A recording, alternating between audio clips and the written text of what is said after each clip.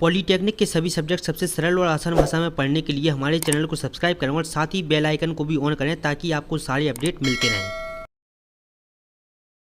तो नमस्ते दोस्तों, स्वागत है आप सभी लोगों का आपके अपने YouTube channel dream India polytechnic study point में।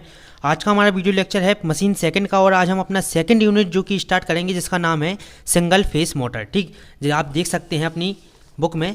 ठीक, आपकी जो कि है सेकंड यूनिट स्टार्ट हो चुकी है और ये भी जो आपकी यूनिट है सेकंड, इसको हम 2 से 3 वीडियो लेक्चर में कंप्लीट करा देंगे। तो सभी लोग वीडियो लेक्चर जरूर से देखते हुए चलें ताकि आपको जो कि है एग्ज़ाम में काफ़ी आसानी होगी। ठीक है, आज देखिए, आप अगर यूनिट के हिसाब से देखें तो ये आपकी सेकंड यूनिट है, लेकिन अगर आप इसी को चैप्टर के अकॉर्डिंग देखें तो चैप्टर के अकॉर्डिंग आपका 6वां लेसन आपका है, मतलब कि 3 लेसन आपके जो कि और बचे हुए हैं, 7वां, 8वां, 9वां। ठीक, एक आपका सिंगल फेस साइक्लोनस motor, single phase commutator type motor और स्पेशल पर्पस मोटर, ये 3 केवल आपकी बची हैं। हम आज से जो कि सेकंड यूनिट स्टार्ट करेंगे, मतलब कि आपका 6वां lesson single phase induction motor. तो सभी लोग वीडियो को देखते हुए चलें, वीडियो को शेयर करते हुए चलें। अगर आपसे पेपर में पूछ ले FHP friction horse power motor क्या होती है, ठीक, फ्रिक्शन हॉर्स पावर और आपका सिंगल फेस मोटर ये दोनों एक ही हैं, बिल्कुल भी आप लोग कन्फ्यूजन ना हो, इसलिए हमने वीडियो की शुरुआत में ही आपको बता दिया कि फ्रिक्शन हॉर्स पावर और सिंगल फेस मोटर दोनों एक ही नाम है। ठीक है, आज हम पढ़ेंगे सिंगल फेस मोटर के बारे में और उसके बारे में जो कि जानेंगे ये क्या होती है, इसके लाभ जो कि आपके इसके यूजेस कहाँ कहाँ पर होते हैं। देखिए, सबसे पहले हम जान लेते हैं सिंगल फेस मोटर, इसको हम क्या कहते हैं, आपके फ्रिक्शन हॉर्स पावर मोटर भी जो कि इसको कहा जाता है FHP। इसमें हम जान लेते हैं, इसमें देखिए क्या लिखेंगे हम सबसे पहले कि सिंगल फेस इंडक्शन मोटर, ये इसका केवल इंट्रोडक्शन है। ठीक, ये केवल जानकारी के लिए आपकी। ठीक है, अभी आप लोग कोई नोट ना करें, इसको कोई भी नोट ना करेगा, ये केवल आपकी जानकारी के लिए एकदम बेसिक सी चीज़ें हैं जी। सिंगल फेस इंडक्शन मोटर एक मशीन होती है जिसका यूज इलेक्ट्रिकल एनर्जी को मैकेनिकल एनर्जी में चेंज करने के लिए किया जाता है। इसलिए देखिए सिंगल किया जाता है। यह सिंगल फेस AC सप्लाई पर ऑपरेट होती है। यह किस पर ऑपरेट होती है, सिंगल फेस AC सप्लाई पर ऑपरेट होती है, इसलिए हम इसे सिंगल फेस इंडक्शन मोटर कहा जाता है। ठीक है, यह बहुत कम HP की होती है, इसलिए इसका यूज जो किया घरेलू कामों में, AC में, फ्रिज में, कूलर में और मिक्सी और आपके मिक्सर आदि में इसका जो कि यूज किया जाता है। अब हम जानते हैं इसका इंट्रोडक्शन। ठीक, इंट्रोडक्शन आपको कैसे लिखना है जी, हम दिखा दें आपको। देखिए, इंट्रोडक्शन देखने से पहले सभी लोग आप लोग एक बार इसका क्लासिफिकेशन देख लें, जिससे कि आपको इसको जानने में काफ़ी जो कि आसानी होगी। देखिए, इसका देखिए क्लासिफिकेशन आप समझ लें कि सिंगल फेस इंडक्शन मोटर या FHP मोटर का वर्गीकरण। देखिए, ये आपकी 2 भागों में इसको बांटा गया है। पहला आपका है क्या, capacitor start motor, capacitor run motor और कैपेसिटर स्टार्ट और रन मोटर। दूसरे भाग में आपके आते हैं स्पेशल पर्पस मोटर, जैसे कि आपका शेडेड मोटर, आपके रिलक्टेंस मोटर, तीसरी आपकी series motor, shunt motor, servo motor, stepper motor, universal motor और हाइस्टेसिस मोटर। ठीक है, इसमें से इन चारों में से, ठीक, इन चारों में से जो कि है आपकी एक आएगी पक्का मोटर और इन तीनों मोटर में से एक मोटर इसमें से आएगी। तो 4, 3, 7 में से आपके 2 क्वेश्चन जो कि ये 100% आएंगे ही, हर साल पूछा जाता है। या तो आपसे कैपेसिटर स्टार्ट मोटर पूछ लेगा या कैपेसिटर रन मोटर, या आपसे पूछ लेगा कैपेसिटर स्टार्ट और रन मोटर क्या होती है। आपसे पूछ ले शेडेड, रिलक्टेंस, ठीक, शंट और आपके सीरीज, आपकी यूनिवर्सल और हाइस्टेसिस मोटर, इन चारों में से जो कि है कोई एक आपसे पूछ सकता है। अब चलिए वापस आते हैं अपने टॉपिक पर, सिंगल फेस इंडक्शन मोटर। देखिए, इसके इंट्रोडक्शन में हम क्या लिखेंगे कि सिंगल फेस इंडक्शन मोटर एक मशीन होती है, ठीक, जिसका प्रयोग इलेक्ट्रिकल एनर्जी को मैकेनिकल एनर्जी में कन्वर्ट या चेंज करने के लिए किया जाता है।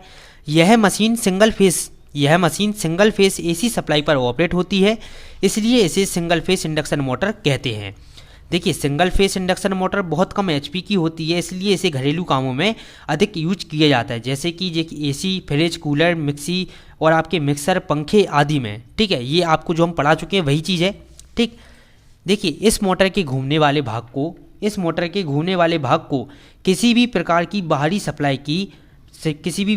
बाहरी सप्लाई से जो कि है नहीं जोड़ते हैं। इस मोटर के घूमने वाले भाग को किसी भी प्रकार की सप्लाई से नहीं जोड़ते हैं। इस मोटर का प्रयोग दैनिक जीवन में बहुत अधिक किया जाता है। ठीक, ये बेसिक सी जानकारी है। Single phase motor self start नहीं होती है, इसे सेल्फ स्टार्ट बनाया जाता है, तभी यह मोटर सेल्फ स्टार्ट हो पाती है। सिंगल फेस इंडक्शन मोटर में एक फेज और एक न्यूट्रल होता है। जिस प्रकार 3 फेस इंडक्शन मोटर में 3 फेज में आपके जो कि 433 वोल्ट सप्लाई दी जाती है, वैसे ही सिंगल फेज में 220 वोल्ट मोटर जो कि है 220 वोल्ट पर जो कि है मोटर घूमती है। अब इसके बाद देखिए इसमें थोड़ी और जानकारी हम इकट्ठी करेंगे। देखिए सिंगल फेस मोटर में स्टार्टिंग टॉर्क भी कम होता है, इसमें प्रोटेक्शन लगभग नहीं ना के बराबर जो कि ये होता है। ठीक है, सिंगल फेस इंडक्शन मोटर में लोड के साथ गति में बदलाव होती है। किसी भी एसी मोटर को घुमाने के लिए आपके रोटेटिंग मैग्नेटिक फील्ड की ज़रूरत होती है, जो 2 या 2 से अधिक या ज़्यादा फेस सप्लाई से संभव है, सिंगल फेस से संभव नहीं है, इसलिए ये सेल्फ स्टार्टिंग नहीं होती है। ठीक, तो इसी तरह से जो कि आप इसमें जो कि और जानकारी इसमें दी गई है कि किसी सिंगल फेस मोटर की आपकी सिंगल फेस से चलाने के लिए सिंगल फेस की सप्लाई को 2 भागों में बांटा जाता है, जिससे कि मोटर को 2 फेस की सप्लाई मिल सके। मतलब कि इसका जो बेसिक सी जानकारी है, इसका कहने का मतलब क्या है कि सिंगल फेस मोटर को सिंगल फेस से चलाने के लिए हम क्या करते हैं, इसकी सप्लाई को 2 भागों में बांट देते हैं। सिंगल फेस की सप्लाई को 2 भागों में हम बांट देते हैं, जिससे मोटर 2 फेस की सप्लाई मिलती है, तो मोटर की रोटेटिंग मैग्नेटिक फील्ड उत्पन्न हो जाती है। देखिए अगर आप मान ले, आपको रफली समझा दें, अगर आपका एक फेस होगा, आपको पता है कि अगर आपकी ये मोटर है तो इसको हमें मैग्नेटिक फील्ड उत्पन्न करने के लिए 2 सप्लाई दी जाएगी। ठीक, एक इस साइड। लेकिन सिंगल फेस में क्या होता है, एक ही सप्लाई होती है, तो एक ही सप्लाई को हम 2 भागों में इस तरह से बांट देंगे और आपकी मोटर घूमने लगी। ये आपको रफली समझाया गया है। ठीक है, अब इसके बाद हम इसमें आगे देखेंगे। इसमें देखिए हम आगे कंस्ट्रक्शन पढ़ेंगे, संरचना की। सिंगल फेस इंडक्शन मोटर में 2 मुख्य भाग होते हैं, एक आपके रोटेटिंग पार्ट और दूसरा आपका स्टैटिक। ठीक, दूसरा स्टैटिक। स्टेटर देखिए क्या है, स्टेटर और रोटर में आप मान लें। स्टेटर क्या है, यह मोटर का स्थिर पार्ट होता है। आपके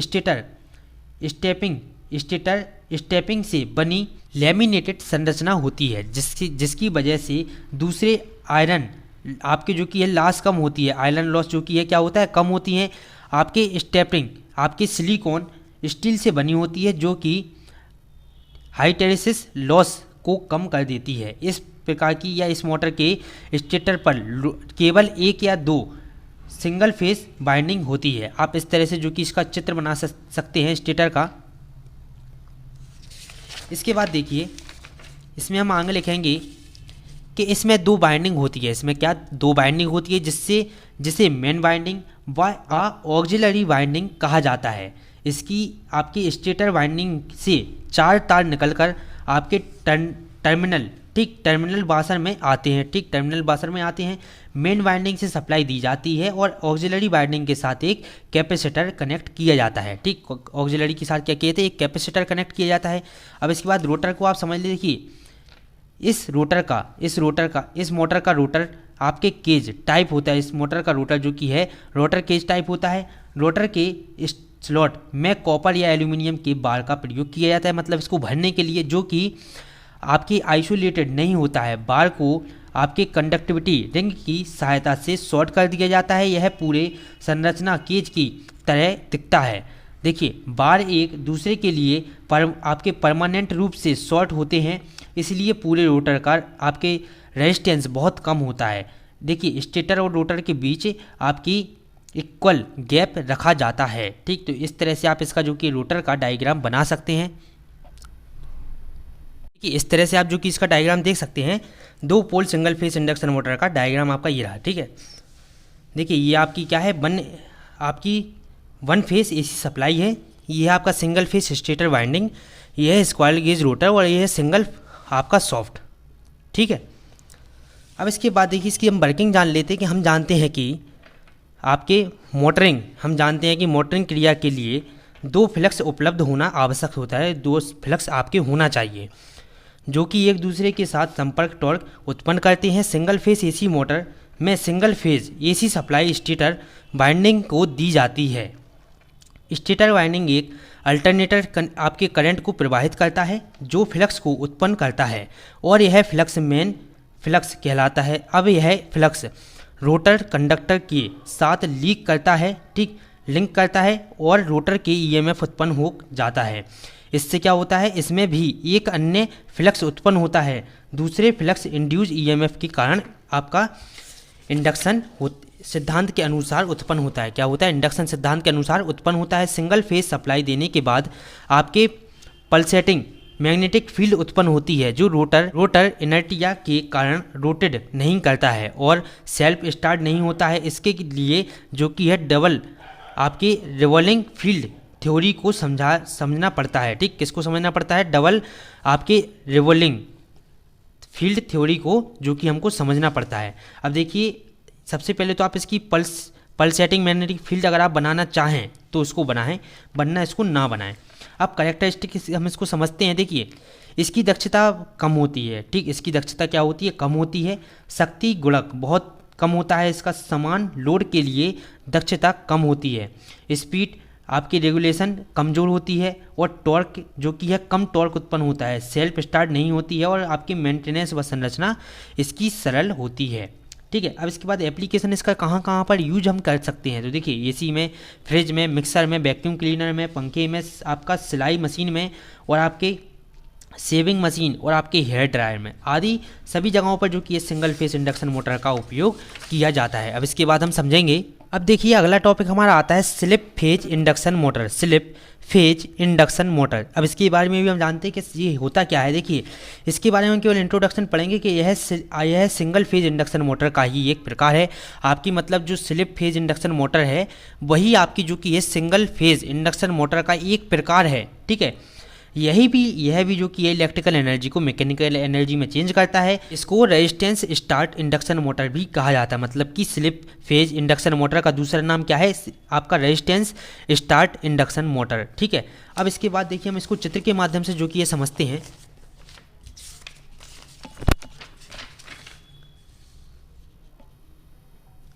देखिए, संरचना में हम लिखेंगे सीधा सा। ठीक है, इसमें आपकी दो वाइंडिंग होती हैं। आपका स्लिप फेज इंडक्शन मोटर में हमारी कितनी, दो बाइंडिंग से मिलकर ये बनी होती है। आपकी पहली बाइंडिंग होती है ये वाली, जिसको हम कहते हैं मेन बाइंडिंग। मेन बाइंडिंग आपकी कहलाती है क्या, रनिंग बाइंडिंग। ये आपकी रोटर को रन कराने के लिए जो कि ये सहायता करती है, इसीलिए हम इसको रनिंग बाइंडिंग कहते हैं। ये आपकी क्या है, ये आपकी है क्या, रनिंग बाइंडिंग, मतलब कि मेन बाइंडिंग। और दूसरी है आपकी स्टार्ट बाइंडिंग, मतलब कि ऑक्सिलरी बाइंडिंग, मतलब कि ऑक्सिलरी बाइंडिंग। ठीक, इसी से हमने जो कि इसको जो कि है बनाया, या एक तरह से आप समझ सकते हैं। ये वाली बाइंडिंग आपको रोटर को स्टार्ट करने में मदद करती है और ये वाली बाइंडिंग हमको रोटर को रन कराने में मदद करती है। ठीक, कंटिन्यूली जो कि रन कराती रहेगी। ये आपका क्या है, आपके रेजिस्टेंस, और ये आपका रिजल्टेंट। ठीक है, अब देखिए, आप इसमें देख सकते हैं संरचना में आप क्या लिखेंगे कि हमारी इसमें जो कि दो वाइंडिंग होती हैं। एक आपकी होती है मेन वाइंडिंग और दूसरी होती है स्टार्ट वाइंडिंग। मेन वाइंडिंग आपकी रन कराती है, ठीक, रन वाइंडिंग कहलाती है, और आपकी स्टार्ट वाइंडिंग आपकी ऑक्सिलरी वाइंडिंग कहलाती है। सभी आपके सामने जो सब कुछ लिखा हुआ है, इसके बीच स्टार्टर लगा होता है। ठीक, और आपका एक सेंट्रीफ्यूगल स्विच भी इसमें लगा होता है। अब देखिए, इसको हम आगे समझते हैं इसमें कि दोनों वाइंडिंग एक दूसरे के साथ पैरेलल में कनेक्ट रहती हैं। ठीक, दोनों वाइंडिंग एक दूसरे के साथ कैसी, पैरेलल में कनेक्ट है और दोनों के बीच 90 अंश का कोण बनता है। दोनों के बीच 90 अंश का कोण बनता है आपकी दोनों वाइंडिंग के बीच। ठीक है, ध्यान रखिए, जो हम कह रहे हैं वो आप अच्छे सुनते जाएं। दोनों वाइंडिंग के साथ एक रेजिस्टेंस लगा होता है। मेन वाइंडिंग में कम रेजिस्टेंस और हाई रिएक्टेंस। ठीक, मेन वाइंडिंग में कम रेजिस्टेंस और हाई रिएक्टेंस, जबकि जिसकी सहायता से वाइंडिंग में हाई रिएक्टेंस और कम रेजिस्टेंस होता है, जबकि सहायता से ठीक, आपकी जबकि सेकेंडरी, मतलब कि आप कहें स्टार्टिंग वाइंडिंग में, ठीक, कौन सा, हाई रेजिस्टेंस और कम आपका रिएक्टेंस होता है। मतलब कि आप यहाँ से समझे सीधा सा कि आपकी जो मेन वाइंडिंग होती है, मेन वाइंडिंग में क्या होता है, आपका मेन वाइंडिंग में आपका कम रेजिस्टेंस होता है। मतलब कि ये रेजिस्टेंस जो है ये कम रहेगा, रेजिस्टेंस इसमें कम रहेगा, और आपका रिएक्टेंस जो कि है ये आपका हाई रहता है। रेजिस्टेंस कम और रिएक्टेंस हाई रहता है। ऐसे ही अगर हम बात करें स्टार्टिंग बाइंडिंग की, उसका जस्ट अपोजिट होता है। इसमें आपका क्या, रेजिस्टेंस, अगर आप रेजिस्टेंस की बात करें, इसमें रेजिस्टेंस आपका रहेगा हाई और रिएक्टेंस रहेगा आपका क्या, कम। रिएक्टेंस कम, रेजिस्टेंस हाई, तभी आपकी ये इस दिशा में घुमाएगी और ये इस दिशा में घुमाएगा, तभी जो कि इस तरह से ये रोटर घूमेगा आपका। देखिए मेन वाइंडिंग में रेजिस्टेंस कम रहता है और रिएक्टेंस हाई रहता है, लेकिन अगर हम स्टार्टिंग वाइंडिंग की बात करें तो इसमें आपका रेजिस्टेंस हाई और रिएक्टेंस कम रहता है। संरचना आप चित्र से अगर आप समझते हैं तो बहुत ही सरल जो कि हो जाता है। वर्किंग हम देख लिए कि सिंगल फेस एसी सप्लाई दोनों वाइंडिंग में दी जाती है, ठीक है, दिया जाता है। तो आपके रोटेटिंग मैग्नेटिक फील्ड बनता है, जिससे रोटर जो कि है रोटेट करता है, मतलब कि रोटर क्या करता है, घूमने लगता है। जब रोटर 70 से 80% तक की स्पीड मूव करने लगता है, मतलब कि 70 से 80% की स्पीड पर आपका जब रोटर घूमने लगता है तो स्टार्टिंग बाइंडिंग जो होती है आपकी सर्किट से अपने आप अलग हो जाती है। देखिए आपको यहाँ से चित्र के माध्यम से समझे कि जब आपका रोटर 70 से 80% की स्पीड को जो कि हासिल कर लेता है तो आपकी जो स्टार्टिंग बाइंडिंग है ये क्या हो जाती है, ये अलग हो जाती है, मतलब कि ये कट हो जाती है। ठीक, ये बाइंडिंग आपकी अलग हो जाती है, केवल आपकी मेन बाइंडिंग से ही आपका रोटर घूमता रहता है। इसीलिए हम मेन बाइंडिंग को क्या कहते हैं, रन बाइंडिंग भी कहते हैं।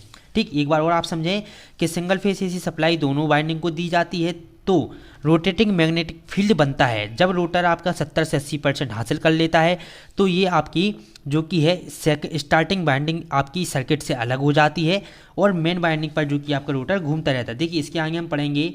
ठीक, तो स्टार्टिंग बाइंडिंग आपकी सर्किट से अलग हो जाती है और यह काम एक आपके सेंट्रीफ्यूगल स्विच करता है। आपकी स्टार्टिंग बाइंडिंग को अलग करने का काम कौन करता है, सेंट्रीफ्यूगल स्विच आपका इस काम को करता है, इसको बाइंडिंग को स्टार्टिंग बाइंडिंग को अलग कर देता है।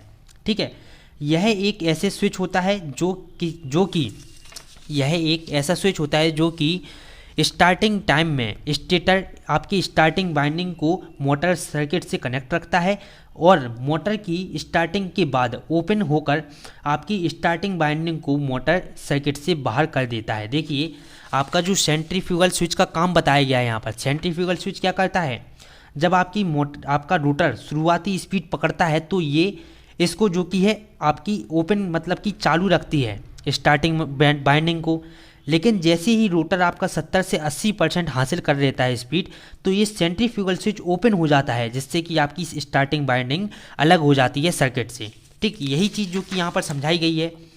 इसे आपके देखिए इसे स्प्लिट फेज इंडक्शन मोटर इसलिए कहा जाता है क्योंकि यह फेज को दो वाइंडिंग में आपकी स्प्लिट कर देती है। यह 1 HP तक की मोटर होती है। देखिए एक चीज़ और आप नोट कर लें कि 1 HP तक की सभी मोटर या 1 HP से कम मोटर आपकी जितनी भी आती हैं वो सभी आपकी FHP मोटर के अंतर्गत आती है, मतलब कि आपके फ्रिक्शन हॉर्स पावर मोटर के अंतर्गत ही आती हैं जितनी भी आपकी 1 HP से कम की मोटर होती हैं। ठीक है, अब देखिए एप्लीकेशन देखिए आप यहाँ पर देख सकते हैं इसका यूज कहाँ कहाँ पर किया जाता है, ब्लोअर में, एयर कंडीशनर में, मिक्सर और ग्राइंडर में और स्मॉल कंप्रेसर में और आपके स्मॉल पंप में जो कि इसका यूज किया जाता है। ठीक है, आज के वीडियो लेक्चर में हमने क्या क्या जाना, सिंगल फेज इंडक्शन मोटर क्या होता है, स्लिप फेज इंडक्शन मोटर क्या होता है, इन दोनों के बारे में जो कि हमने जाना, इनके उपयोग पढ़े।